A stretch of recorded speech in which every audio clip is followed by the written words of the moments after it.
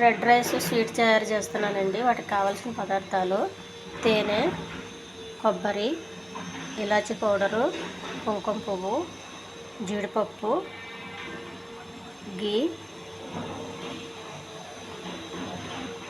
నానబెట్టిన సగ్గుబియ్యం. ముందుగా ఒక గ్లాసు వాటర్ వేసుకుని కుక్కర్లో పెట్టుకోవాలండి. మెత్తగా ఉడకాలి. కుక్కర్లో పెట్టానండి. విజిల్స్ రావాలి 4-5. కొబ్బరి పాలు తీసుకోవాలండి. కొద్దిగా వాటర్ వేసుకొని మిక్స్ చేయాలి. కొబ్బరి అండి ఒక జాలి పెట్టుకుని కొబ్బరి పాలు తీసుకోవాలి. మామూలు మిల్క్ బదులు కొబ్బరి పాలతో చేస్తున్నాను నేను. కొబ్బరి పాలండి, కొన్ని కొబ్బరి పాలు వేసుకోవాలండి గ్లాసులో. కుంకుమ పువ్వు నానబెట్టుకోవాలి కొద్దిగా.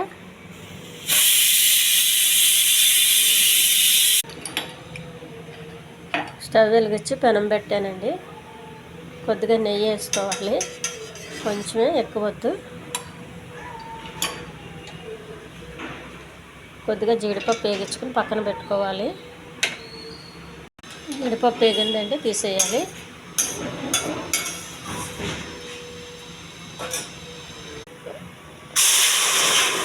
ఒక గ్లాసు వాటర్ వేసుకోవాలండి.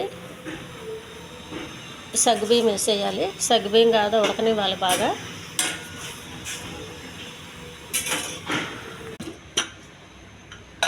అన్నం మెత్తగా ఉడికింది. ఈ అన్నాన్ని కొంచెం మెత్తగా చేసుకోవాలి, ఒక గట్టించుకొని. మెత్తగా చేసుకున్న రెడ్ రైస్ ఇది. ఈ సగ్గుబియ్యంలో వేసేసుకోవాలి రైసు.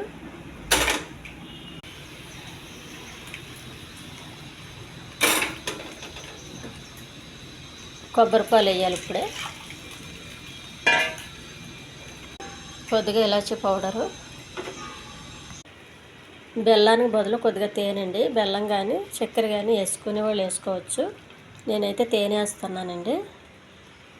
ఈ రెడ్ రైస్ పాయసం అయితే అంత సులువేమీ కాదు, చాలా టైం తీసుకుంటుంది. ఇంకొక దగ్గరికి రావాలంటే దగ్గర చేసుకోండి, లేదంటే స్టవ్ బంద్ చేయొచ్చు. పాయసంలా కావాలంటే మనకి. రెడ్ రైస్ స్వీట్ రెడీ అయిందండి. ఛానల్ నచ్చితే సబ్స్క్రైబ్ చేయండి, షేర్ చేయండి, లైక్ చేయండి. ఈ రెడ్ రైస్ స్వీట్ చాలా బాగుందండి. నేను ఇందులో హెల్త్ కోసం అందులో నెయ్యి తప్పితే ఇంకేమీ అన్హెల్తీ ఏమీ వేయలేదండి. అన్నీ హెల్తీకరమైనవి వేసాను. ఇది కుంకుమ పువ్వు వాటర్ అండి. ఇది చాలా టేస్ట్గా ఉన్నదండి.